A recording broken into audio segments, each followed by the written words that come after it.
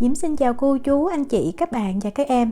Tết ở Việt Nam thì mình chuẩn bị rất là nhiều thứ, nhưng mà ở nước ngoài, nhất là những cái ngày Tết á, mà mình vẫn phải đi làm thì mình chuẩn bị như thế nào?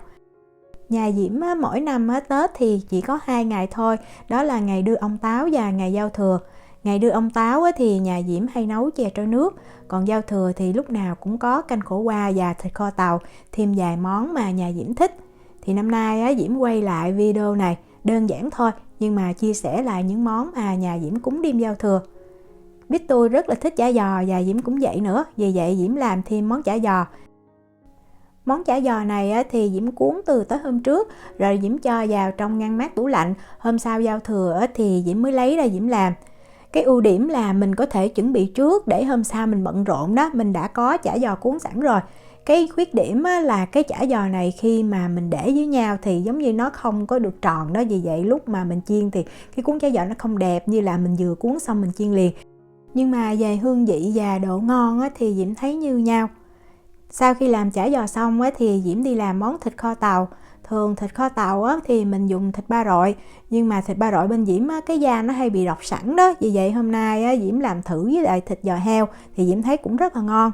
Thịt giò heo Diễm sẽ lóc cái xương ra, xương mình lấy mình nấu nước lèo ha, còn phần thịt này bây giờ mình để nguyên miếng như vậy và mình mang mình hấp. Mình để hấp lúc nước chưa có sôi, khi nước sôi thì mình hấp 20 phút, sau đó mình cắt và mình rửa sạch thì Diễm thấy thịt nó ngon hơn, nó không có bị hôi. Cái cách này là giống như là trong video thịt hồng xíu Diễm có chia sẻ rồi đó. Và để kho thịt cho ngon thì Diễm hay làm cái nước mắm sệt này. Cái này là cách của bà ngoại Diễm và cái công thức này đó Diễm cũng đã làm video chia sẻ rồi. Đó, mình sẽ giã đường với lại tỏi với ớt cho nhuyễn, sau đó mình cho nước mắm vào và mình cho thêm tí xíu nước cốt chanh giúp cho cái thịt nó thơm và cái mỡ nó trong. Mình không có ướp thịt với chanh nha, mà mình làm cái nước mắm như vậy. Tại vì nếu mà mình ướp thịt với chanh cái chanh sẽ làm cho cái thịt khi mà mình ăn nó dễ bị sát, không có ngon. Đó, cái nước mắm này sau khi mà mình làm xong nó sẽ có độ sệt, độ chua, mặn, ngọt. Lúc mà mình xào thịt mình mới cho vào. Trong thời gian đợi hấp thịt thì mình đi luộc trứng ha. Trứng thì ở Việt Nam hồi xưa mình ăn trứng vịt, còn bên đây không có trứng vịt thì mình ăn trứng gà. Và khi luộc thì Diễm cứ luộc khoảng 7 cho tới 8 phút tùy cái trứng to hay nhỏ. Sau khi mà luộc xong thì mình sẽ ngâm liền vào trong nước đá lạnh và để nguội thì mình gỡ cái vỏ trứng ra rất là dễ dàng. Mình không cần phải cho giấm hay muối vào trong nước luộc trứng gì hết nha.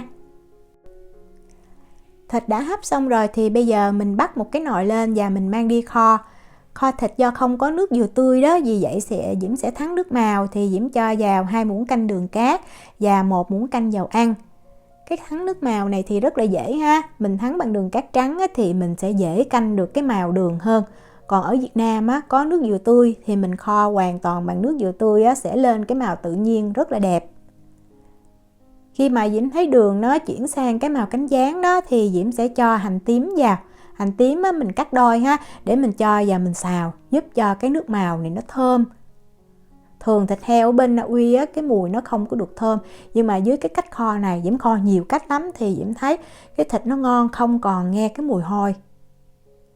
Đó, Diễm cho thịt đã cắt nhỏ vào nè, rồi mình xào, mình trộn lên nha, cho mình thấy thịt nó săn lại và nó chuyển sang cái màu vàng nhạt đó. Như vậy thì mình mới lấy cái nước mắm tỏi ớt hồi nãy mình đã giã đó, mình cho vào luôn. Lúc này mình thấy rất là thơm. Rồi mình cũng trộn đều lên. Khi mà mình thấy thịt đã đều rồi thì mình cho nước vào mình kho.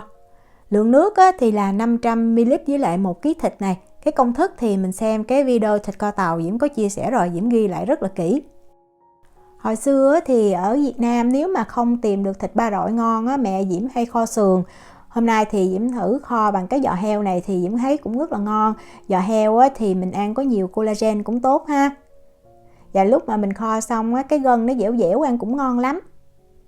Khi làm nêm nếm xong rồi thì mình đậy nắp lại, mình kho 60 phút thì mình thấy bắt đầu mỡ nó trong đó. Và rất là thơm. Thì lúc này mình mới cho trứng vào. Cho trứng vào thì mình kho thêm khoảng chừng 15 phút nữa là mình đã làm xong cái nồi thịt kho tàu rồi. Cho trứng vào thì mình nhớ mình để trứng ở dưới ha. Cho trứng nó ngập với cái nước thịt thì nó mới thấm và nó không có bị khô cái mặt trứng. món khổ qua hầm thì làm nhanh hơn, vì vậy cái ngày giao thừa Diễm mới làm. Và năm nay Diễm mua thử cái khổ qua này là khổ qua đông đá, Diễm làm thử xem như thế nào. Tại vì nếu mà mua khổ qua tươi thì mình đi tiệm Việt, có khi Diễm đi nó cũng không có. Diễm mua cái thịt heo xay sẵn như vậy ha, 2 cái bịch khổ qua đông đá thì Diễm dùng 2 cái hộp thịt luôn. Và thịt xay sẵn này cái lượng mỡ của nó là 9%. Vì vậy khi mà mình làm thì mình nên cho thêm củ hành nè, rồi cho thêm miếng và tí xíu nấm mèo vào thì giúp cho thịt nó sẽ dai hơn, kiểu như ăn nó không có bị khô xác, tại vì lượng mỡ nó không có nhiều. Hồi xưa ở Việt Nam thì cái thịt mà dồn trong khổ qua này thì Diễm nhớ là cái lượng mỡ rất là nhiều ha. Lúc mà mình hầm xong là mình thấy cái thịt nó co, nó teo lại, tại vì mình nấu lâu thì cái mỡ nó sẽ chảy ra đó. Và năm nay sau khi mà trộn xong cái này thì tự nhiên Diễm nảy ra một cái sáng kiến là mình sẽ cho thêm hành phi vào trong cái thịt nữa, thì Diễm thấy rất là ngon luôn. Mình có thể thử nha. Tại vì thường những cái món hấp hay là món luộc mà không có phải chiên nướng đó, thì mình nên ướp thêm cái hành phi, tại vì cái mùi hành phi nó rất là thơm, làm cho cái thịt này nó cũng thơm hơn. Sau khi trộn đều xong hết rồi thì mình sẽ dồn vào trong cái cháo khổ qua. Diễm thích ăn thịt nhiều vì vậy khổ qua Diễm sẽ chẻ nó ra làm đôi cho nó to hơn chút. Và mỗi cái viên thịt này là khoảng 100g nè. Đó, mình tém lại cho kỹ ha. Rồi mình bắt lên bếp và mình bắt sẵn một cái ấm nước sôi hoặc là một cái nồi nước sôi đó. Mình sẽ cho vào trong cái khổ qua. Mình nấu như vậy thì giúp cho cái khổ qua nó không có bị đắng lắm. Và dưới khổ qua đông đá này thì Diễm thấy mình nấu 20 phút là nó đã mềm rồi. Diễm làm thử thì nếu mà mình tìm được khổ qua tươi thì mình nên dùng khổ qua tươi ha. Khổ qua đông đá này kiểu như mình ăn cho đỡ thèm thôi, tại vì khi mà mình nấu nó mềm hơn rất nhiều, không có ngon bằng cái khổ qua tươi. Và hôm nay Diễm chia sẻ thêm cái cách làm dưa giá rất là nhanh gọn, 30 phút là mình có thể ăn liền. Diễm nấu theo cái tỷ lệ là 1 giấm, 1 đường và 2 nước. Nếu mà mình thích cái vị chua nhiều hơn thì mình có thể giảm cái lượng đường lại 2/3 đường chẳng hạn.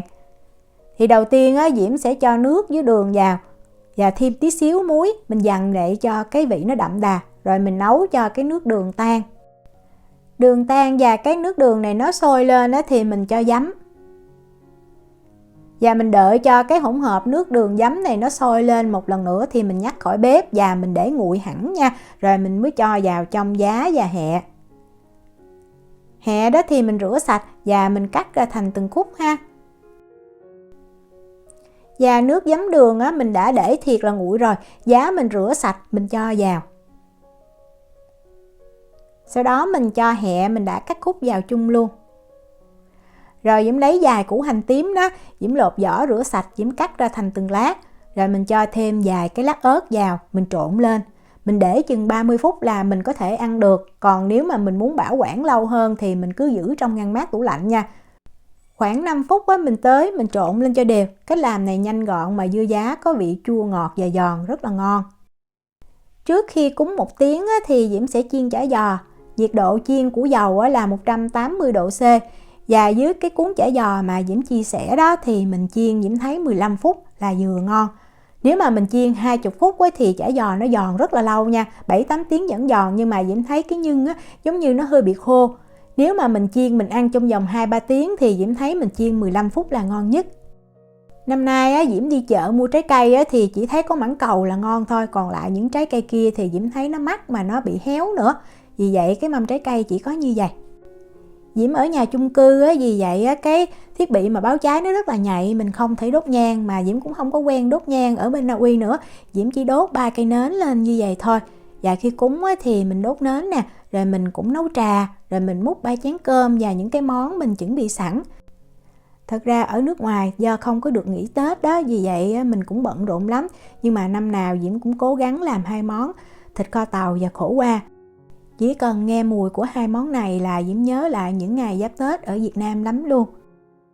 Nhân dịp năm mới, Diễm thương chúc cô chú, anh chị, các bạn và các em thật nhiều sức khỏe, bình an và vạn sự như ý. Căn bếp của mỗi nhà luôn thật ấm áp và thật nhiều món ăn ngon. Diễm cảm ơn cô chú, anh chị, các bạn và các em đã thương yêu và ủng hộ Diễm trong suốt những năm vừa qua. Diễm hy vọng trong năm mới này sẽ có thêm nhiều video để chia sẻ tới cô chú, anh chị, các bạn và các em. Hẹn gặp lại trong những video tiếp theo. Chào tạm biệt.